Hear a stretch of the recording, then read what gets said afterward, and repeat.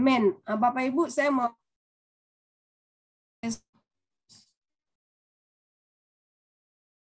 tes suara saya dulu. Apakah Bapak Ibu mendengar suara saya dengan baik? Dengan baik ya, dengar. Oke, terima kasih. Kalau sudah bisa mendengar suara saya dengan baik. Oke, Bapak Ibu, terima kasih sekali lagi. Saya diminta untuk menyambung apa yang sudah saya sampaikan minggu lalu ya, tentang kebenaran. Ya, tentang kebenaran kemarin kita sudah belajar tentang kebenaran. Nah, hari ini kita akan lanjut lagi dengan tentang tema yang sama, yaitu kebenaran. Nah, Bapak Ibu, mungkin hari-hari ini kita melihat mungkin kebenaran itu di tengah-tengah kondisi seperti ini, mungkin kalau kita tidak benar-benar hidup dalam tuntunan Roh Kudus, kalau kita nggak benar-benar hidup dalam pimpinan Tuhan, kita mungkin akan bisa tertipu atau kita mungkin bisa akan terjebak ya, terjebak. Karena apa? Sekarang saat ini dalam situasi seperti ini, mungkin banyak hal yang kita hadapi. Tapi saya mau kasih tahu bahwa sebagai anak-anak Tuhan, ayo kita belajar kebenaran firman Tuhan, kita buka diri kita untuk dipimpin Roh Kudus supaya kita tidak salah dalam mengambil keputusan. Nah, Bapak Ibu, kalau minggu lalu saya sudah menyampaikan bahwa kebenaran itu tentang Bapa, Tuhan Yesus, Roh Kudus, dan firman-Nya, bahwa kebenaran itu tidak ada di tempat lain selain di dalam Tuhan.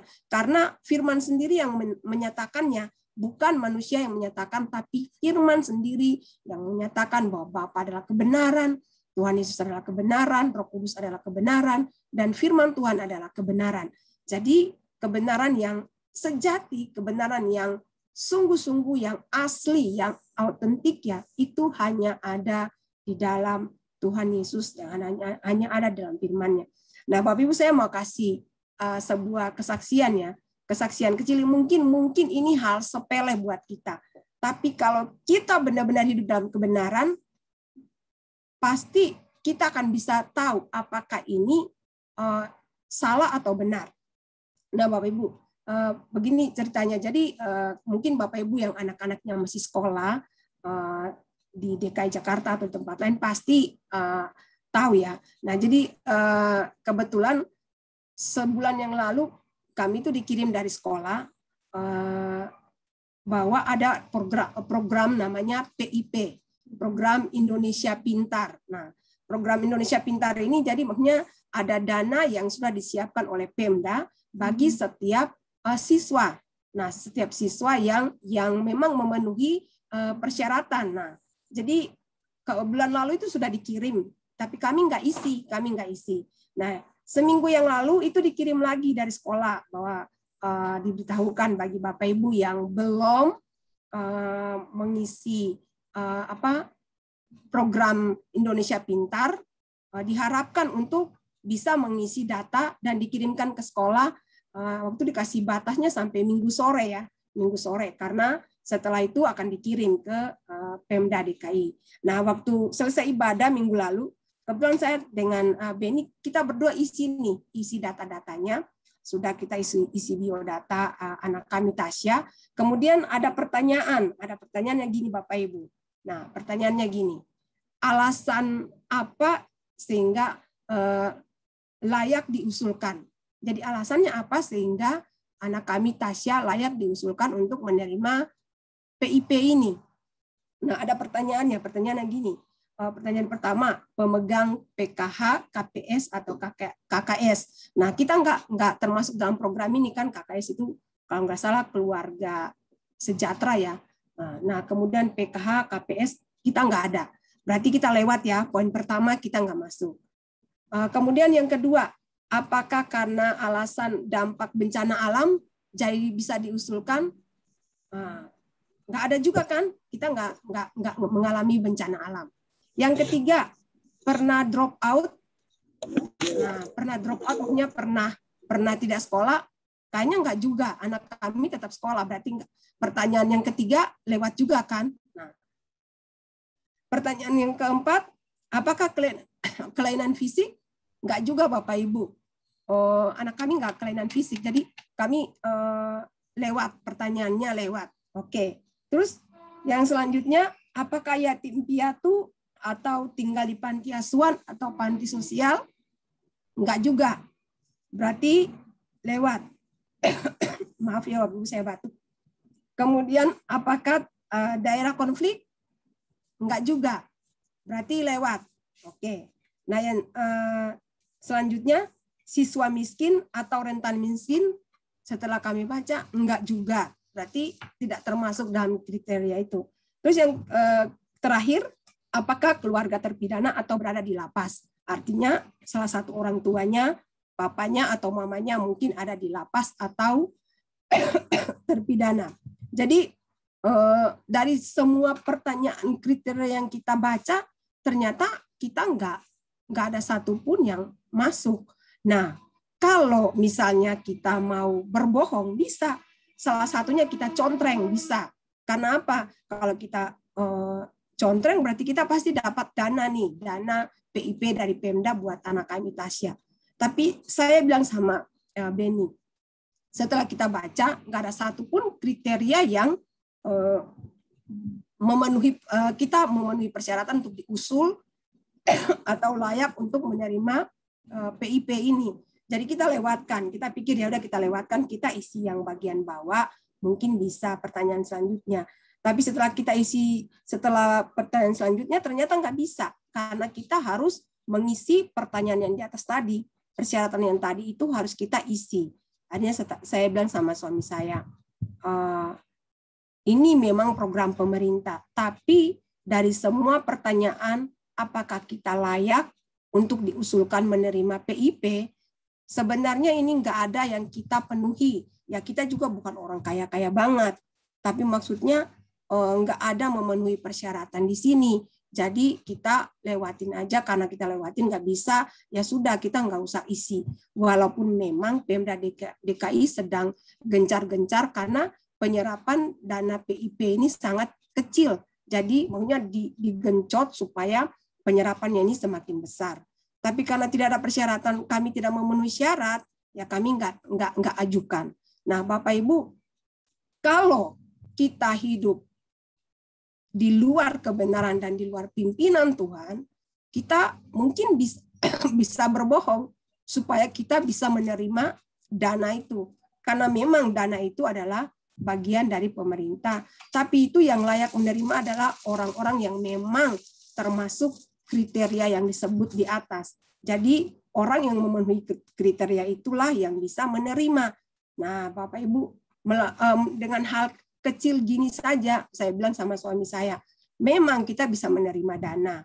Kita nggak tahu berapa besar yang kita terima, tapi ayo kita belajar untuk jujur dengan kehidupan kita. Karena Tuhan yang lebih tahu keadaan kita. Memang kita butuh dana, apalagi dalam situasi seperti ini.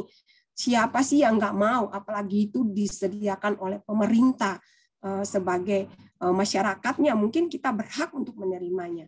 Tapi Bapak Ibu, ada orang yang lebih layak menerima itu daripada kita. Nah, itu salah satu contoh kecil. Kalau kita tidak hidup dalam pimpinan Tuhan, kita tidak hidup dalam kebenaran, kita tidak hidup dalam pimpinan Roh Kudus, maka kita bisa terjebak, Bapak Ibu. Sehingga kita membuat keputusan yang salah. Nah, kalau Bapak Ibu ada di sini yang pernah menerima seperti itu, nggak apa-apa Bapak Ibu. Kalau memang memenuhi syarat, silakan. Karena itu memang disediakan oleh pemerintah bagi masyarakatnya.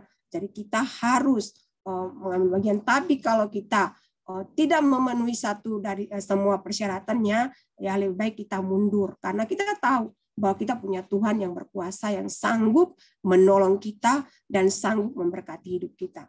Nah, itu salah satu contoh kecil ya, hal kecil yang saya mau sampaikan pagi hari ini. Nah, kemarin Bapak Ibu kita sudah belajar tentang kebenaran. Nah, Bapak Ibu bukan hanya kita mendengar kebenaran, tapi kita harus hidup atau menghidupi kebenaran itu.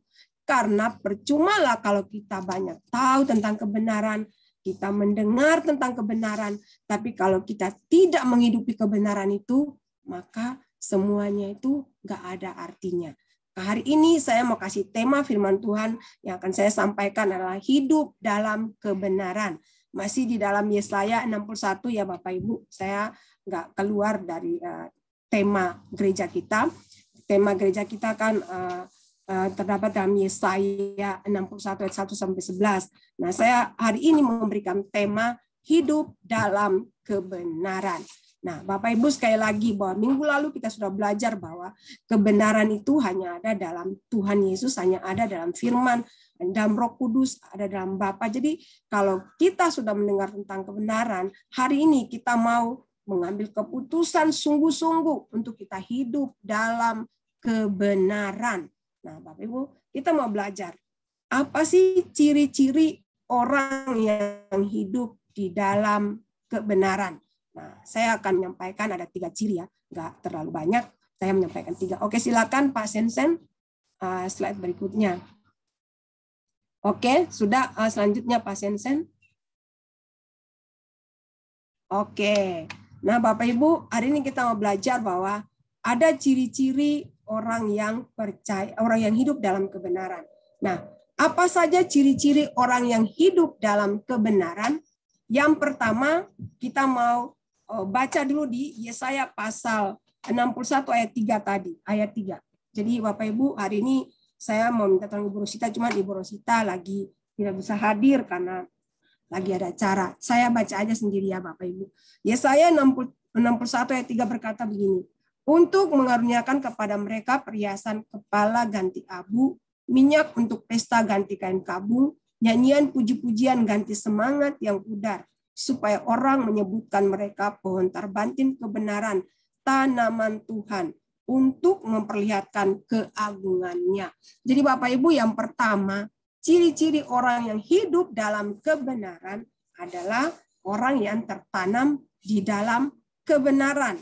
Nah, Bapak Ibu, kalau kita cuma hanya mendengar, kita hanya mengetahui, tapi kalau kita tidak tertanam dalam kebenaran, maka kebenaran itu tidak ada artinya dalam kehidupan kita. Nah, disebutkan di sini bahwa mereka akan disebut, orang akan menyebut mereka pohon tarbantin kebenaran, tanaman Tuhan untuk memperlihatkan keagungannya. Bapak Ibu, kalau Bapak Ibu, pohon tarbantin itu ada di daerah Israel. Nah, pohon tarbantin ini tumbuh di padang gurun. Nah, saya coba-coba baca tentang pohon tarbantin ini. Pohon ini bukan pohon yang kecil, tapi pohon yang sangat besar, tinggi, dan akar-akarnya itu bisa mencapai 40 sampai 45 meter ke dalam tanah. Dia harus mencari sampai menemukan sumber air yang jernih. Jadi dia akan terus merambat, akarnya itu akan merambat terus ke tanah untuk mencari air sampai dia menemukan bukan hanya air ya, karena mungkin ada air yang keruh, tapi dia akan mencari sampai menemukan air yang murni, air yang bersih. Nah, kemudian dia akan menyerap air, dia akan menyerapkan sari-sari buat pertumbuhan pohonnya, sehingga pohonnya ini menjadi pohon yang sangat besar. Nah, bangsa Israel dikatakan mereka akan disebut pohon tarbantin kebenaran. Artinya bukan hanya berlaku buat bangsa Israel, tapi juga buat kita sebagai orang percaya bahwa kita juga akan disebut pohon kebenaran, yaitu tanaman Tuhan. Di firman Tuhan berkata bahwa pohon tarbantin kebenaran itu adalah tanaman Tuhan. Ayat selanjutnya berkata bahwa tanaman Tuhan. Berarti yang menanam itu adalah Tuhan sendiri. Berarti kebenaran itu adalah tanaman Tuhan dalam setiap kehidupan kita. Nah, Bapak Ibu, kalau kita sudah mendengar kebenaran itu datang dari Tuhan, harusnya kebenaran itu tertanam dalam kehidupan kita. Dan kita juga tertanam di dalam kebenaran. Nah, Bapak Ibu, seringkali Alkitab mengumpamakan orang percaya itu seperti pohon ya, pohon. Nah, itu ada di Mazmur pasal 1 ayat yang ke-2 dan 3. Nah, Bapak Ibu, saya baca ya. Mazmur pasal 1 ayat 2 dan 3 berkata gini. Tetapi yang kesukaannya ialah Taurat Tuhan, dan yang merenungkan Taurat itu siang dan malam. Ayat 3, ia seperti pohon yang ditanam di tepi aliran air, yang menghasilkan buahnya pada musimnya, dan yang tidak layu daunnya, apa saja yang diperbuatnya berhasil. Jadi Bapak Ibu, firman Tuhan menggambarkan, mengumpamakan kita seperti pohon. Pohon itu akan berbuah pada waktunya, pohon itu akan tetap segar daunnya, tidak layu. Kalau pohon itu tumbuh di tepi aliran sungai, ya. Artinya mungkin dia ada air yang dia serap. Kalau tidak ada air, maka pohon itu akan mati. Pohon itu akan menjadi kering dan pohon itu akan menjadi layu. Nah, makanya kenapa dikatakan bahwa kita itu seperti pohon yang ditanam di tepi aliran air. Kalau kita itu merenungkan Taurat siang dan malam, artinya kita tertanam dalam kebenaran Tuhan. Nah, kita tidak mungkin tertanam dalam kebenaran kalau kita tidak pernah membaca firman. Kita tidak pernah tertanam dalam kebenaran kalau kita tidak pernah mendengar firman. Kita tidak akan pernah tertanam dalam kebenaran kalau kita tidak pernah merenungkan firman. Jadi kita harus membaca, merenungkan, mendengar firman Tuhan. Nah, Bapak Ibu, tidak ada alasan buat kita untuk kita berkata bahwa saya nggak punya waktu untuk baca firman. Hari-hari ini kita kan saat ini kan kita punya Android semua, ya.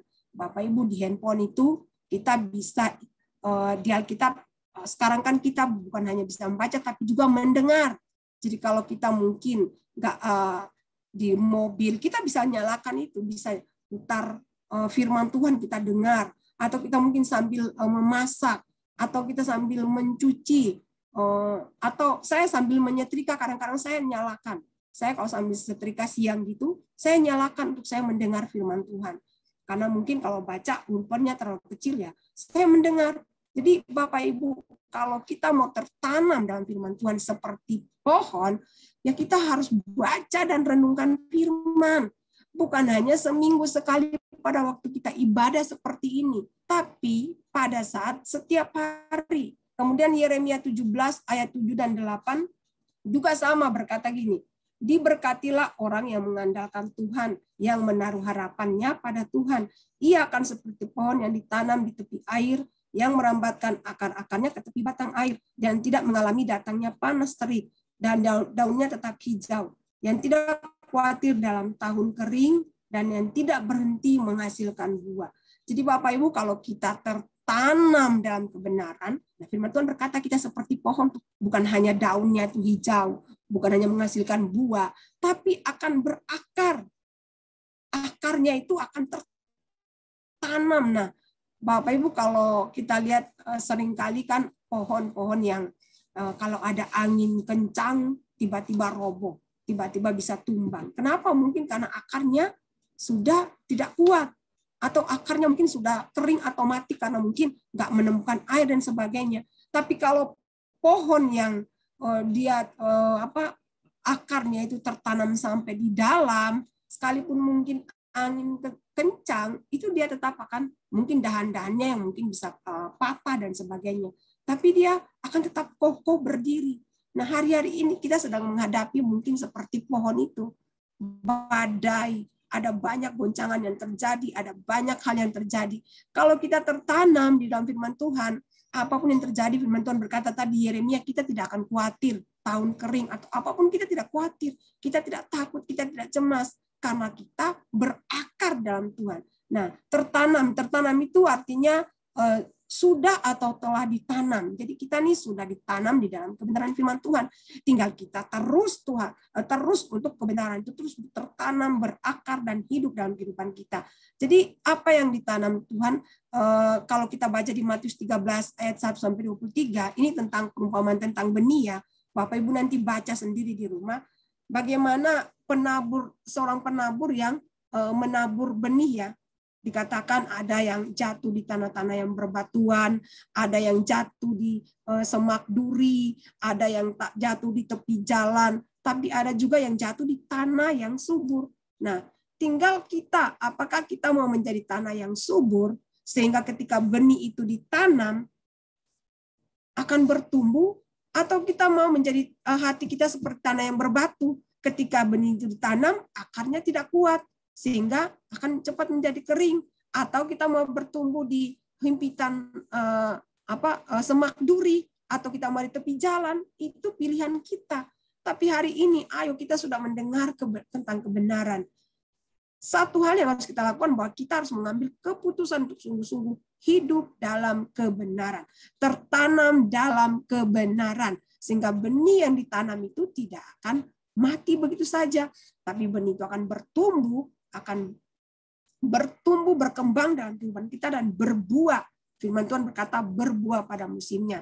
Nah, kalau Bapak Ibu baca di Kolose 2 ayat 7, juga Yesaya 37 ayat 31 berkata, ini tertanam itu artinya bukan hanya tertanam dalam tanah, tapi berakar sampai ke dalam. Kalau cuma sekedar tertanam, gampang untuk dicabut. Tapi kalau sudah berakar, tertanam dan berakar sampai ke dalam tanah, mungkin kita mau mencabut, itu nggak kuat. Nggak usah pohon deh Bapak Ibu. Singkong aja, pohon singkong. Kalau umbinya itu banyak dan besar-besar, kita mencabutnya itu mungkin perlu tenaga yang ekstra biar tercabut. Apalagi kalau tanahnya kering dan sebagainya. Tapi kalau itu aja susah untuk cabut, apalagi pohon yang besar.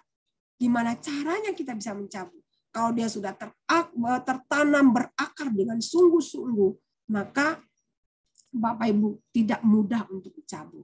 Jadi itu ciri-ciri yang pertama. Slide berikutnya, Sen, minta tolong. Oke. Nah, saya kasih ilustrasi seperti kita menanam pohon, Bapak Ibu. Nah, menanam pohon itu, kita misalnya pengen menanam pohon mangga. Kita ambil benih mangga, kita tanam. Nah, nggak mungkin Bapak Ibu kita tanam pohon mangga, akan tumbuh pohon kedondong. Tidak mungkin kita tanam pohon jeruk, akan tumbuh pohon duku. Atau sebaliknya, kita tanam pohon misalnya pohon apa? Pohon pala, akan tumbuh pohon cengkeh dan sebagainya. Tidak. Apa yang kita tanam, itulah yang akan tumbuh. Sama dengan hidup kita. Kalau kita mau hidup kita menjadi pohon kebenaran, kita harus tertanam di dalam kebenaran. Karena nggak mungkin dalam hidup kita tanam halal dunia, kemudian kita mengharapkan kebenaran yang tumbuh. Nggak mungkin. Jadi Bapak Ibu, apa yang kita tanam itulah yang tumbuh dalam hidup kita. Kalau kita tanam kebenaran dalam hidup kita, maka yang tumbuh juga adalah kebenaran. Kalau kita tanam ketidakbenaran dalam hidup kita, yang tumbuh juga ketidakbenaran. Jadi Bapak Ibu, untuk kita hidup dalam kebenaran, yang pertama kita harus tertanam dalam kebenaran. Slide berikutnya. Halo, Pak Sensen. Slide berikutnya, Pak. Oke. Nah, jadi saya tulis di sini begini. Jadi kebenaran itu akan tumbuh dalam hidup kita kalau kita tertanam di dalam kebenaran. Gak mungkin kita tertanam di luar kebenaran, kita mengharapkan kebenaran yang tumbuh dalam hidup kita. Tidak mungkin. Jadi Bapak Ibu, kalau kita mau hidup dalam kebenaran, maka kita harus tertanam dalam kebenaran. Bagaimana tertanam dalam kebenaran? Dengan cara apa? Membaca firman, merenungkan firman, mendengarkan firman Tuhan, beribadah kepada Tuhan dengan sungguh-sungguh. Karena kebenaran itu ada di dalam firman. Kalau kita tidak pernah mendengarkan firman Tuhan, maka jangan pernah kita mengharapkan untuk kebenaran itu tumbuh dalam hidup kita.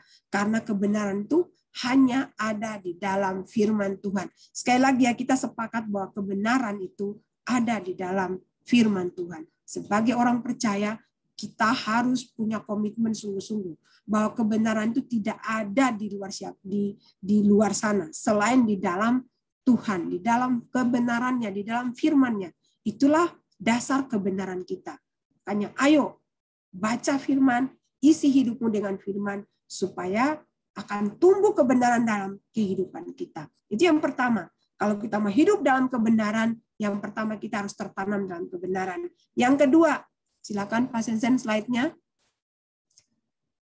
Oke, Di sini dikatakan dalam ayat 10, Yesaya 61 ayat 10. Sebentar ya Bapak Ibu. Oke. Firman Tuhan berkata gini, aku bersukaria di dalam Tuhan, jiwaku bersorak-sorai dalam Allahku, sebab ia mengenakan pakaian keselamatan kepadaku. Ia menyelubungi aku dengan jubah kebenaran, seperti pengantin laki-laki yang mengenakan perhiasan kepala, dan seperti pengantin perempuan yang memakai perhiasannya. Jadi Bapak Ibu di situ ada ada kata jubah kebenaran. Nah, yang kedua, kalau kita mau hidup di dalam kebenaran, ciri-ciri orang yang hidup dalam kebenaran selain tertanam di dalam kebenaran tadi, yang kedua, berjalan di dalam kebenaran. Ayat 10 mengatakan jubah kebenaran. Nah, Bapak Ibu, kalau kita baca ayatnya tadi, ada dikatakan pakaian keselamatan dan ada juga dikatakan jubah kebenaran. Nah, kalau pakaian keselamatan itu Bapak Ibu, pakaian itu kita tahu untuk menutupi tubuh jasmani kita. Tapi tahukah Bapak Ibu ketika kalau kita baca di Kejadian pasal 3 ayat 10, ketika Adam dan Hawa jatuh ke dalam dosa, firman Tuhan berkata bahwa mereka telanjang, ya. Kejadian pasal 3 ayat 10 berkata demikian. Adam menjawab, ya, ketika aku mendengar bahwa engkau ada dalam taman ini, aku menjadi takut karena aku telanjang. Sebab itu aku bersembunyi. Nah, Bapak Ibu kalau kita baca ayat ini, dikatakan bahwa Adam itu bersembunyi setelah dia jatuh di dalam dosa, dia bersembunyi karena dia melihat bahwa dirinya itu telanjang. Dikatakan dia telanjang, ya. Karena aku menjadi takut karena aku telanjang. Nah, Bapak Ibu pada saat itu Adam dan Hawa mengambil daun untuk menutupi tubuhnya, ketelanjangannya. Tapi kalau kita baca selanjutnya, Tuhan membuat pakaian buat mereka berdua. Jadi ternyata Bapak Ibu, kalau kita baca dalam firman Tuhan dikatakan bahwa kita nih semua telanjang. Kenapa kita telanjang? Akibat dosa. Dosa itu membuat kita telanjang di hadapan Tuhan. Makanya waktu Adam dan Hawa jatuh ke dalam dosa, mereka telanjang. Nah, itulah yang makanya dikatakan ada pakaian keselamatan dan ada jubah kebenaran. Nah, kalau Bapak Ibu baca di Wahyu pasal 3 ayat 14, itu tentang jemaat di Laodikia. Nah Bapak Ibu, firman Tuhan berkata begini. Kita baca aja yang di ayat 14, ya. Dan tuliskanlah kepada malaikat jemaat di Laodikia. Inilah firman dari Amin, saksi yang setia dan benar, permulaan dan dari ciptaan Allah. Aku tahu segala pekerjaanmu. Engkau tidak dingin dan tidak panas. Alangkah baiknya jika engkau dingin atau panas. Jadi karena engkau suam-suam kuku dan tidak dingin atau panas, aku akan memuntahkan engkau dari mulutku. Karena engkau berkata, aku kaya, dan aku telah memperkayakan diriku, dan aku tidak kekurangan apa-apa. Dan karena engkau tidak tahu bahwa engkau melarat dan malang, miskin, buta, dan telanjang. Maka aku menasihatkan engkau supaya engkau membeli daripadaku emas yang telah dimurnikan dalam api, agar engkau menjadi kaya, dan juga pakaian putih, supaya engkau memakainya, agar jangan kelihatan ketelanjanganmu yang memalukan, dan lagi minyak untuk melumas matamu supaya engkau dapat melihat. Nah, kalau Bapak Ibu baca di ayat ini dikatakan bahwa jemaat Laodikia itu telanjang. Tuhan berkata dalam firman-Nya, engkau harus membeli daripadaku pakaian putih supaya tidak kelihatan ketelanjanganmu yang memalukan. Jadi Bapak Ibu, pakaian keselamatan itu artinya ketika Bapak Ibu dan saya, kita semua terima Yesus, percaya Yesus, kita dikenakan pakaian keselamatan. Artinya darah Yesus itu yang menutupi semua dosa-dosa kita, sehingga menghapus semua dosa-dosa kita, sehingga ketelanjangan kita di hadapan Tuhan itu ditutupi karena ada keselamatan. Makanya dikatakan pakaian keselamatan. Tapi selanjutnya juga bahwa ada jubah kebenaran. Nah, hari ini kita mau belajar apa sih jubah kebenaran itu, Bapak Ibu. Jubah dalam Alkitab itu hanya dipakai atau dimiliki oleh orang-orang tertentu. Tidak semua orang memiliki jubah. Tidak semua orang memakai jubah. Hanya orang-orang tertentu. Misalnya nabi atau imam. Ya, contohnya Imam Harun. Nah, kalau imam mereka harus memakai jubah. Kemudian Nabi Elia, dia memiliki jubah. Samuel, kalau kita baca, Samuel itu dari kecil sudah dibuat jubah oleh mamanya, ibunya Hana ya. Nah, kemudian yang memakai jubah itu adalah raja-raja atau pemimpin. Nah, Bapak Ibu kalau kita baca di Perjanjian Lama kita ingat Yusuf ya. Yusuf ini dibuat oleh bapaknya Yakub sebuah jubah yang maha indah. Dikatakan jubahnya itu sangat indah, berwarna-warni. Nah, saat itu kalau mau mendapat warna itu kan nggak segampang seperti sekarang. Tapi waktu itu Yakub membuat sebuah jubah yang indah buat Yusuf. Ya, itu jubah itu dimiliki oleh orang-orang tertentu. Artinya Yakub sedang menyiapkan Yusuf menjadi seorang pemimpin di kemudian hari. Melalui jubah itu makanya saudara-saudaranya iri ketika mereka melihat bahwa Yusuf ini punya jubah yang maha indah, padahal mereka tidak dibuat. Jadi jubah itu hanya dimiliki oleh orang-orang tertentu seperti ya raja ya, mungkin Raja Daud. Dan kita juga membaca kalau Tuhan Yesus juga punya jubah. Pasti Bapak Ibu ingat nanti ya. Nanti saya akan ke depan mungkin Bapak Ibu kita akan tahu bahwa Tuhan Yesus itu punya jubah juga, memiliki jubah. Nah, Bapak Ibu, jubah itu berbicara tentang jabatan khusus. Nah, itu ada ayat-ayatnya. Saya mau baca dulu. Mazmur 103 ayat 2. Mazmur 103 itu berkata begini. Yunus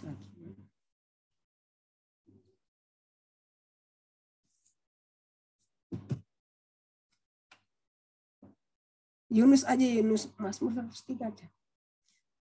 Yunus pasal 3 ayat 6 berkata gini, setelah sampai kabar itu kepada raja kota Niniwe, turunlah ia dari singgasananya, ditanggalkannya jubahnya, diselubungkannya kain kabung, lalu duduklah ia di atas abu.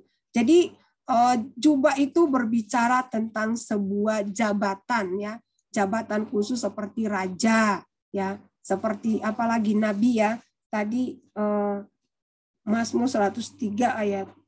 Sebentar Bapak Ibu, agak salah ketik nih.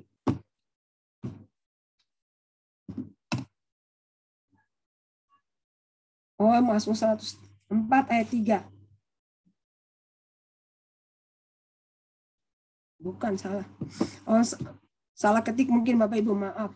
Jadi Wahyu 19 ayat 16. Wahyu 19 ayat 16 selanjutnya. Sebentar Bapak Ibu, saya buka dulu ya. Wahyu 19 ayat 16.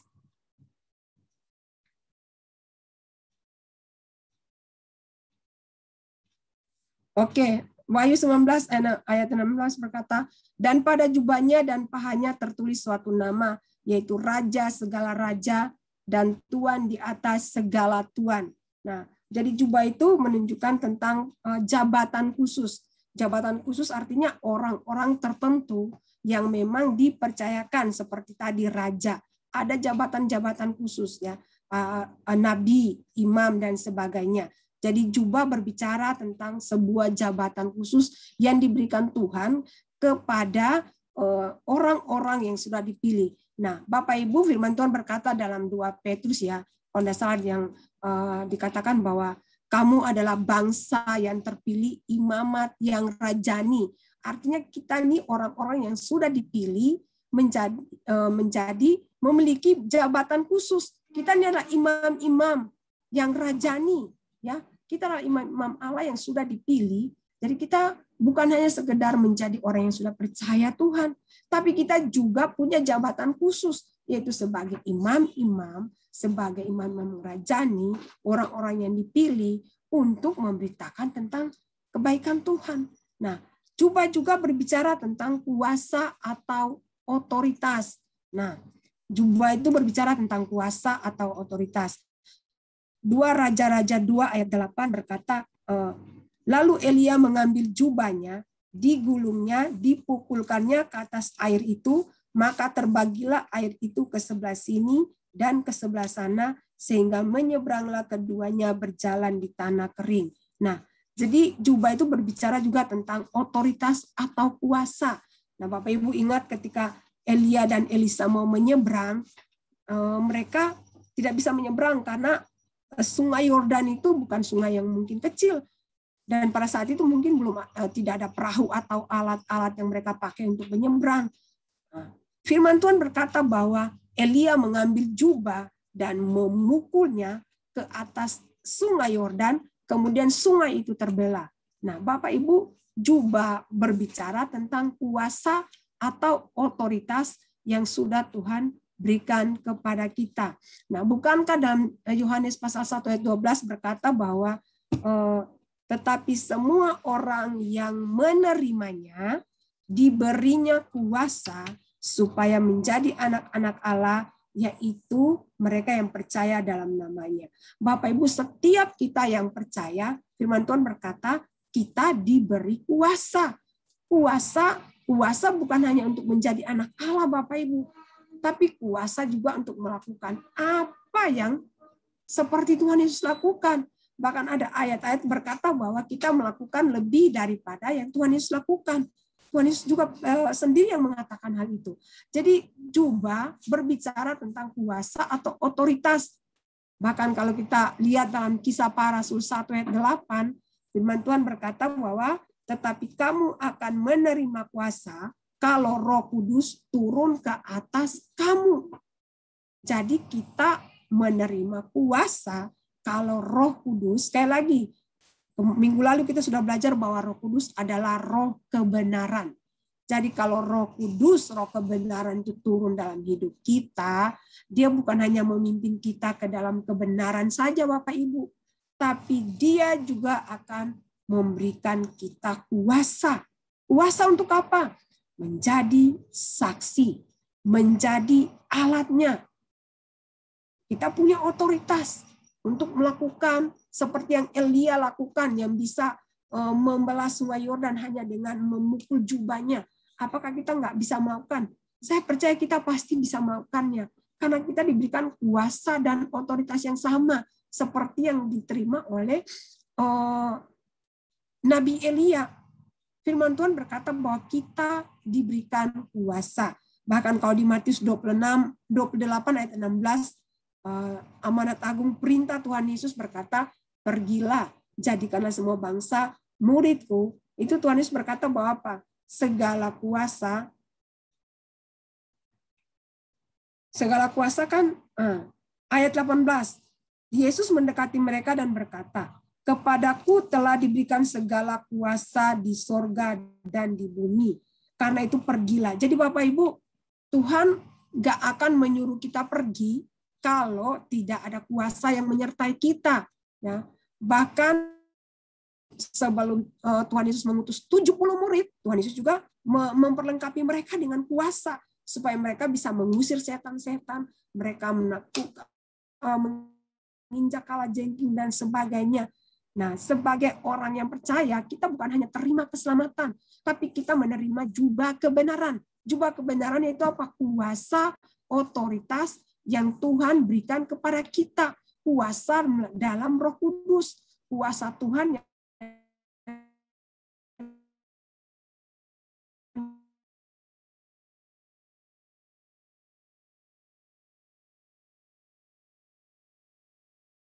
atas setiap anak-anak Tuhan supaya kita anaknya pada hari-hari ini. Nah, yang ketiga, jubah juga berbicara tentang kekudusan, Bapak Ibu.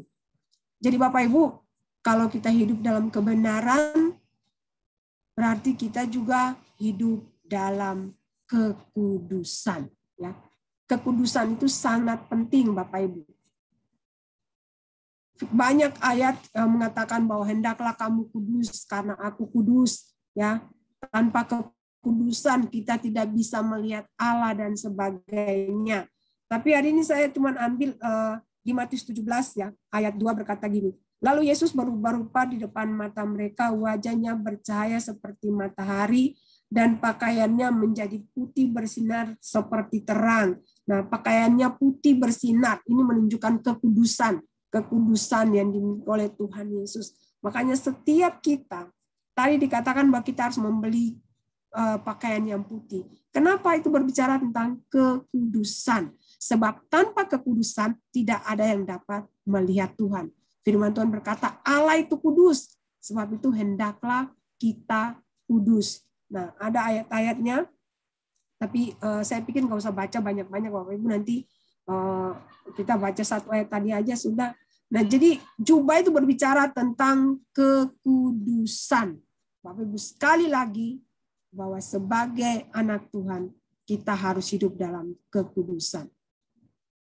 Kalau kita berkata, kita berjalan dalam kebenaran, tanpa hidup dalam kekudusan, maka kita membohongi diri kita sendiri. Kebenaran itu menguduskan seluruh hidup kita. Firman itu menuntun kita untuk kita hidup dalam kekudusan Tuhan. Kudus dalam perkataan, kudus dalam perbuatan, kudus dalam sikap kita. Karena hari-hari ini mungkin kita bisa saja terkontaminasi dengan apa yang sedang terjadi di lingkungan kita. Tapi ayo sebagai anak Tuhan, mari kita menjaga kekudusan hidup kita. Kalau kita berjalan dalam kebenaran, bukan hanya kita menerima sebuah jabatan khusus, bukan hanya kita menerima kuasa dan otoritas dari Tuhan, tapi kita juga harus hidup dalam kekudusan. Kalau kita baca mengingat pengakuan iman rasuli ya, itu di situ dikatakan bahwa gereja yang kudus dan am. Artinya gereja itu harus kudus. Nah, gereja itu siapa? Saudara dan saya. Kita semua adalah gereja. Sebab itu kita harus hidup dalam kekudusan. Karena tanpa kekudusan tidak ada yang dapat melihat Tuhan. Wahyu pasal 6 ayat 11 berkata, coba kita baca ya satu ayat Wahyu. Wahyu pasal 6.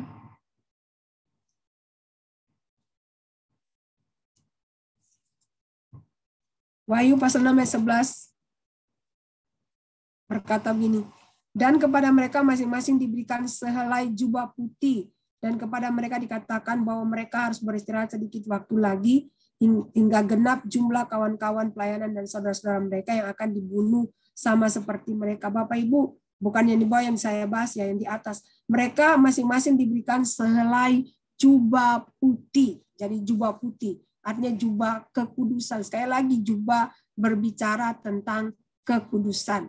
Jadi kita harus hidup kudus, ya. Bukan hanya kita ini memiliki jabatan khusus sebagai imam-imam Allah, sebagai sebagai nabi-nabi, sebagai orang-orang yang Tuhan percayakan, tapi kita juga menjadi orang-orang yang hidupnya kudus. Nah, kalau kita hidup kudus, saya percaya pasti kita bisa melakukan apa yang Tuhan mau, bukan hanya kuasa yang kita terima, bukan hanya otoritas, tapi juga Tuhan mau supaya setiap kita, anak-anaknya, hidup dalam kekudusan. Oke, Pak Sensen, slide selanjutnya. Oke, Bapak Ibu, ini mungkin Ibu Indri yang kirim ya, kesaksian tentang hidup Bill Sunday ya. Kalau Bapak Ibu baca, mungkin Ibu Indri yang kirim di Komsel ya kalau nggak salah. Nah, Bapak Ibu kalau baca kesaksian Bill Sunday, kenapa saya kutip bahwa dia ini seorang yang dulu mungkin dia bukan seorang hamba Tuhan, tapi ketika dia bertobat, dia menjadi seorang hamba Tuhan, dia menjadi seorang pelayan Tuhan. Dikatakan dia bisa berkhotbah di depan ratusan ribu orang, bahkan dia dalam hidupnya dia benar-benar melayani. Nah, dia cuma mengatakan bahwa kalau kita mau berjalan dalam kebenaran, kita harus di kesaksiannya itu dia berkata bahwa dia punya waktu untuk 15 menit baca firman, 15 menit berdoa, 15 menit dia bersaksi kepada orang lain. Nah, mungkin dia hanya kasih waktu 15 menit, tapi saya percaya kalau kita hidup dalam kebenaran, pasti kita akan membaca firman Tuhan lebih dari 15 menit. Mungkin kita bisa sejam, 2 jam, bahkan ya mungkin enggak 2 jam, tapi paling tidak lebih dari 15 menit. Kita membaca firman. Nah, kalau kita banyak membaca firman, banyak mendengar firman, kebenaran itu akan menuntun kita. Sehingga kita akan berjalan di dalam kebenaran. Bukan hanya itu aja. Kalau kita juga berdoa, saya percaya Roh Kudus akan memimpin kita. Sekali lagi, Roh Kudus akan memimpin saudara dan saya untuk kita berjalan dalam kebenaran.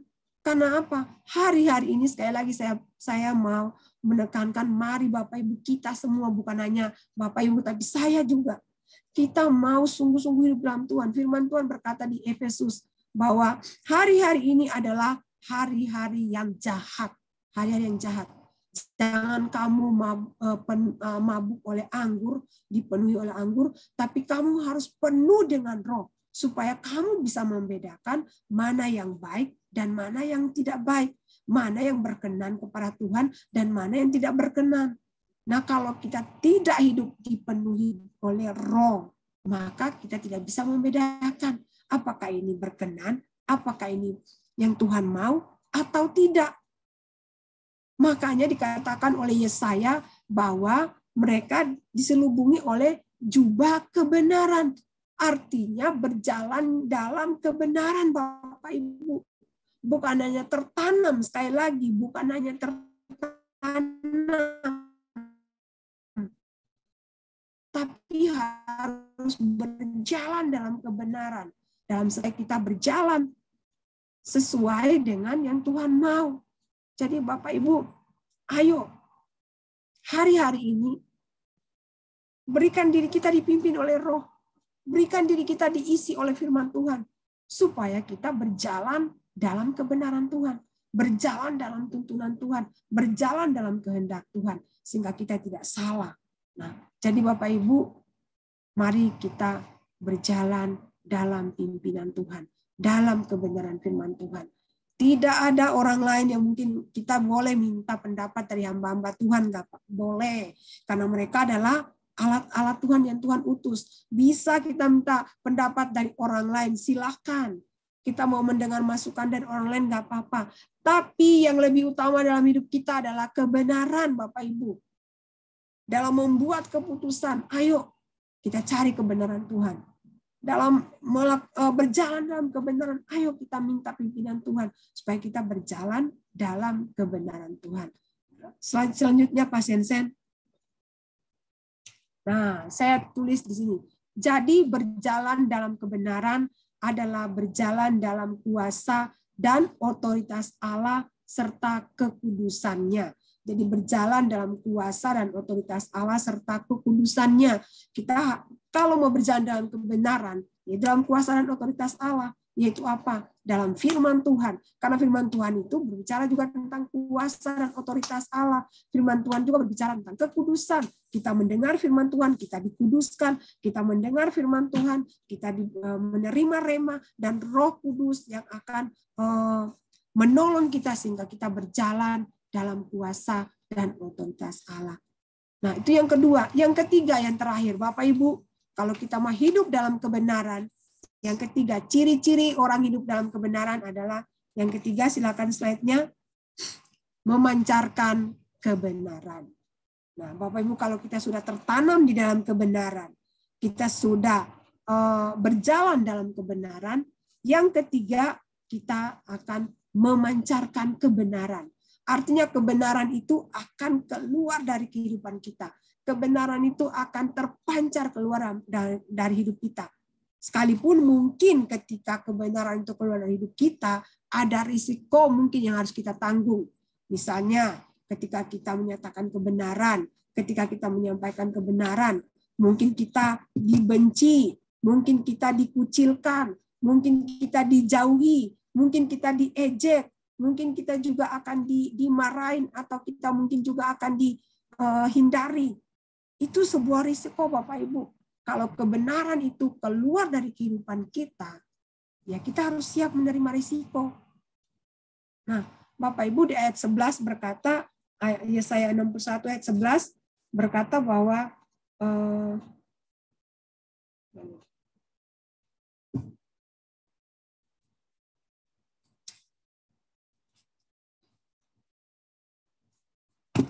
Yesaya 16. Sabar ya Bapak Ibu, saya cari dulu ya. Yesaya 61 ayat 11 berkata, sebab seperti bumi memancarkan tumbuh-tumbuhan dan seperti kebun menumbuhkan benih yang ditaburkan, demikianlah Tuhan Allah akan menumbuhkan kebenaran dan puji-pujian di depan mata semua bangsa-bangsa. Jadi firman Tuhan berkata seperti bumi memancarkan tumbuh-tumbuhan. Nah, maaf ya Ibu, saya buat.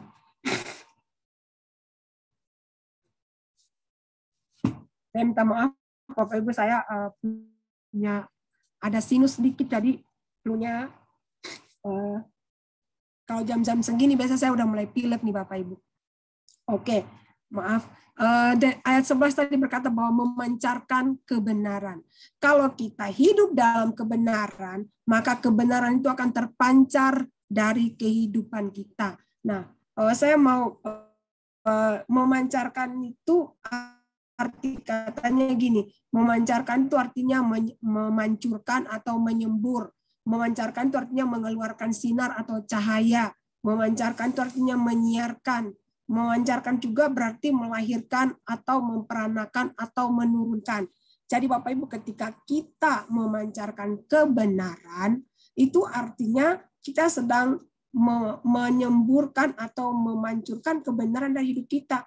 Kita sedang mengeluarkan sinar atau cahaya kebenaran itu, atau kita sedang menyiarkan kebenaran, atau kita melahirkan kebenaran dalam hidup kita, memperanakan atau menurunkan artinya kita mewariskan kebenaran itu bukan hanya untuk diri kita sendiri Bapak Ibu, tapi ternyata kebenaran itu juga harus kita turunkan ya buat keluarga kita, buat anak cucu kita, atau buat orang-orang di sekeliling kita. Kita harus menurunkan kebenaran, memancarkan kebenaran, itu artinya memancarkan kebenaran Bapak Ibu. Jadi kalau kita hidup dalam kebenaran, maka kita akan memancarkan kebenaran.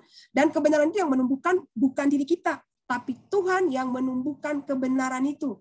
Di ayat 11 tadi dikatakan bahwa Tuhan yang menumbuhkan kebenaran kita di depan mata semua bangsa-bangsa.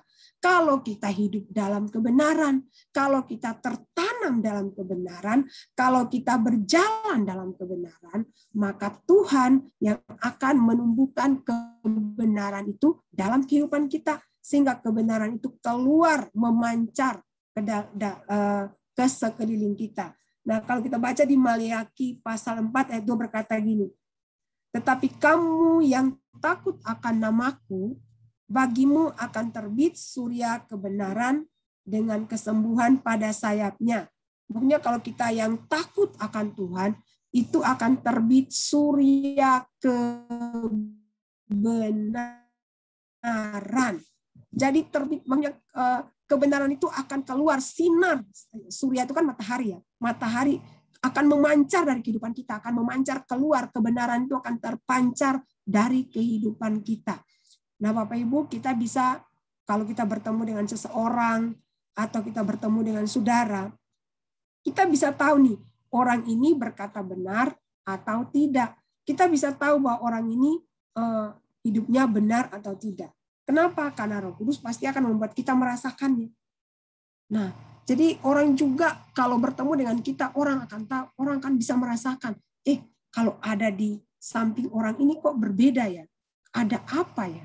Wajahnya itu kayak ada memancarkan sesuatu. Nah, Bapak Ibu seringkali tanpa kita sadari, orang lain bisa merasakan itu. Kehadiran kita bisa menjadi berkat buat orang lain. Orang lain bisa melihat bahwa sekalipun kita tidak menyatakan, orang bisa lihat. Orang bisa merasakan bahwa ada kebenaran, ada sesuatu yang berbeda dalam diri orang ini. Nah, itu namanya kebenaran yang kita pancarkan ke sekeliling kita. Nah, Amsal 4 ayat 18 berkata, tetapi jalan orang benar itu seperti cahaya fajar yang kian bertambah terang sampai rembang tengah hari. Jadi jalan orang benar itu akan terus seperti cahaya fajar. Kalau fajar, kita lihat fajar yang timbul di ufuk mungkin belum belum terlalu merekah ya, baru sedikit gitu. Tapi dikatakan sampai rembang tengah hari. Berarti cahayanya itu akan terpancar sampai tengah hari yang mungkin sekitar jam 12 kali ya. Itu matahari yang sedang terik-terik. Panasnya yang sedang sedata bahwa jalan orang benar seperti fajar yang mereka sampai rembang tengah hari. Jadi akan memancarkan terus sinar dalam kehidupan kita, dan kita akan kehadiran kita dimanapun bisa menyinari tempat yang gelap, menyinari tempat yang mungkin suram. Kita bisa menjadi terang buat mereka. Kita bisa menerangi, karena firman Tuhan berkata bahwa jalan orang benar akan kian bertambah sampai sampai rembang tengah hari ya. Artinya nyalanya itu tidak akan pernah berhenti. Nyala itu akan terang benderang. Nah, kalau kita punya kebenaran, kita hidup dalam kebenaran, kita tertanam dalam kebenaran, kita berjalan dalam kebenaran. Kebenaran itu yang memancar keluar dari kehidupan kita. Kemudian di Mazmur 37 ayat 6 berkata, Ia akan memunculkan kebenaranmu seperti terang dan hakmu seperti siang.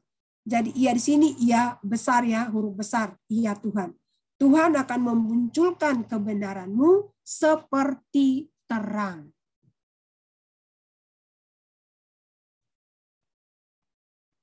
Tuhan tidak akan pernah memunculkan kebenaran kalau kita hidup di luar ketidakbenaran. Kita hidup di luar kebenaran.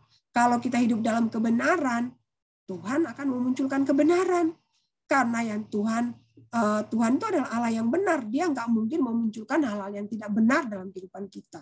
Jadi ada bagian yang Tuhan lakukan, tapi ada bagian yang harus kita lakukan. Bagian kita tertanam dalam kebenaran, bagian kita berjalan dalam kebenaran, bagian Tuhan, firman Tuhan berkata, Ia yang akan memunculkan kebenaranmu. Jadi Tuhan yang memunculkan kebenaran kita, sehingga kebenaran itu terpancar ke sekeliling kita. Jadi sekali lagi, kebenaran itu akan tumbuh, dan Tuhanlah yang menumbuhkan kebenaran itu dalam hidup kita. Firman Tuhan berkata yang menumbuhkan, yang memancarkan, memunculkan kebenaran kita adalah Tuhan. Jadi mari Bapak Ibu, kalau kita mau hidup kita memancarkan kebenaran, menumbuhkan kebenaran, mari kita hidup tertanam dalam kebenaran, berjalan dalam kebenaran, supaya kebenaran itu terpancar dari kehidupan kita. Ayat yang terakhir saya mau baca dari 1 Korintus 3 ayat 6 dan 7. Ini Bapak Ibu nih ada perkataan Rasul Paulus ya. Dia berkata begini, aku menanam, Apolos menyiram, tetapi Allah yang memberi pertumbuhan. Karena itu yang penting bukanlah yang menanam atau yang menyiram, melainkan Allah yang memberi pertumbuhan. Jadi Bapak Ibu, sekali lagi firman Tuhan berkata bahwa yang menumbuhkan kebenaran kita adalah Tuhan. Ya. Kebenaran itu sudah kita tanam dalam kehidupan kita ketika kita mendengar firman Tuhan. Kita akan tertanam dalam kebenaran. Ketika kita berjalan dalam kebenaran, Roh Kudus pimpin kita berjalan dalam kebenaran. Yang terakhir, bahwa yang akan memunculkan kebenaran itu, akan menumbuhkan kebenaran itu adalah Tuhan. Tuhan yang menumbuhkan kebenaran firman-Nya dalam hidup kita. Tuhanlah yang memunculkan kebenaran itu dalam kehidupan kita. Tapi ada bagian yang harus kita lakukan. Nah, Bapak Ibu, satu hal bahwa bukan hanya kebenaran yang Tuhan munculkan, tapi kita juga harus menurunkan kebenaran itu, sekali lagi menurunkan kebenaran itu buat anak cucu kita. Kalau kita hidup dalam kebenaran hari-hari ini, saya percaya ke depan anak cucu kita akan hidup dalam kebenaran. Karena yang kita wariskan adalah kebenaran. Jadi Bapak Ibu ada 3 hal ya. 1, tertanam dalam kebenaran. 2, berjalan dalam kebenaran. Yang 3, memancarkan kebenaran. Nah, saya tutup dengan sebuah kesaksian, mungkin Bapak Ibu sudah pernah dengar. Silakan Pak Sensen. Nah, ini kesaksian mungkin kita pernah baca tentang Jonathan Edward ya. Ini ada 2 orang yang berbeda. kita melihat kesaksian hidup mereka, tapi saya mau menyaksikan aja tentang Jonathan. Bapak Ibu mungkin pernah baca bahwa Jonathan Edward ini seorang yang takut Tuhan, dan dia juga menikah dengan orang yang takut akan Tuhan. Nah, Bapak Ibu tadi kalau dikatakan memancarkan, itu artinya menurunkannya. Nah, Jonathan Edward ini kalau diteliti dari keturunannya, semua adalah orang-orang yang takut akan Tuhan. Bahkan orang-orang yang dikatakan tidak menyusahkan negara. Karena mereka bukan orang-orang yang melakukan kejahatan, bukan orang-orang yang melakukan korupsi, bukan orang-orang yang melakukan hal-hal yang merugikan ya. Tapi mereka adalah orang-orang yang berhasil. Mereka adalah orang-orang yang memberi memberi sumbangan buat negara. Mereka justru bukan merugikan, tapi mereka membangun negara dengan cara apa? Menjadi orang-orang di jabatan-jabatan yang penting. Yang ada yang dikatakan ada yang jadi wakil presiden, ada yang jadi hakim, ada yang jadi banyak, ada yang jadi pendeta tuh 100 orang, ada yang jadi pengusaha, ada yang jadi macam-macam. Jadi mereka semua orang-orang yang berhasil. Nah, ini dari apa yang dilakukan oleh Jonathan Edward dan istrinya. Mereka adalah orang-orang yang takut Tuhan. Mereka adalah orang-orang yang hidup dalam kebenaran. Berbeda dengan yang namanya Max Jup ya. Dia adalah seorang peminum, pemabuk, dan kalau dibaca keturunannya itu semua adalah keturunan yang jahat. Ada yang jadi WTS, ada yang pembunuh, ada yang melakukan perampokan dan sebagainya. Karena dia bukan orang yang hidup dalam kebenaran. Berbeda. Jadi Bapak Ibu, mari kita mau hidup dalam kebenaran bukan hanya buat diri kita sendiri, tapi ternyata itu akan kita warisi sampai ke generasi selanjutnya, keturunan kita selanjutnya. Jadi apa yang kita buat hari ini, kita mengambil keputusan hidup dalam kebenaran, itu bukan hanya untuk diri kita sendiri, tapi juga untuk generasi kita, keturunan kita, anak cucu kita. Itu akan berdampak dengan keputusan kita untuk hidup dalam kebenaran. Jadi mari Bapak Ibu, ciri-ciri orang yang hidup dalam kebenaran adalah orang yang tertanam dalam kebenaran, orang yang berjalan dalam kebenaran, dan orang yang memancarkan kebenaran. Nah, saya tutup, kita mau baca satu ayat ini yang terakhir. Silakan Pak Sensen. Oh, jadi Allah, ayat yang terakhir. Oke, jadi Allah akan menumbuhkan kebenaran kita di tengah-tengah dunia ini. Jadi itu adalah bagian Tuhan menumbuhkan kebenaran kita. Oke, yang terakhir selanjutnya Pak Sensen. Oke, ini yang ditulis oleh Rasul Yohanes. 3 Yohanes 1 ayat 4 berkata gini. Yuk kita baca bersama-sama yuk Bapak Ibu. 1, 2, 3. Bagiku tidak ada sukacita yang lebih besar daripada mendengar bahwa anak-anakku hidup dalam kebenaran. Sekali lagi Bapak Ibu kita baca ya ayat ini 1, 2, 3. Bagiku tidak ada sukacita yang lebih besar daripada mendengar bahwa anak-anakku hidup dalam kebenaran.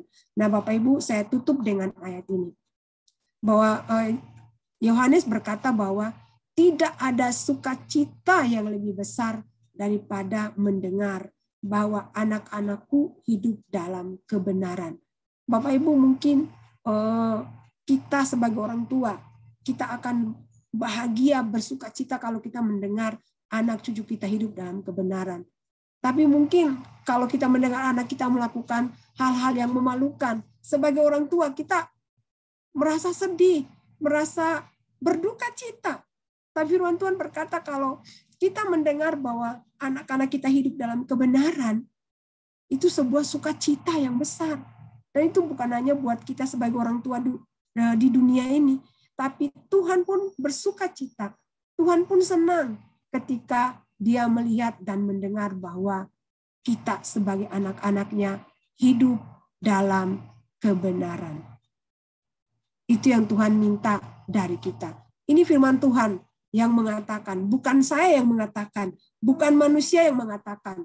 Tapi sekali lagi firman Tuhan mengatakan bahwa tidak ada sukacita, tidak ada sukacita yang lebih besar daripada mendengar bahwa anak-anakku hidup dalam kebenaran. Jadi mari Bapak Ibu, mari kita hidup dalam kebenaran. Hidup dalam kebenaran berarti kita tertanam dalam kebenaran. Hidup dalam kebenaran berarti kita berjalan dalam kebenaran.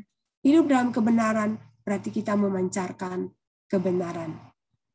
Kiranya firman Tuhan pagi hari ini memberkati kita semua. Mari kita berdoa. Tuhan, terima kasih, kami bersyukur buat firman-Mu siang hari ini.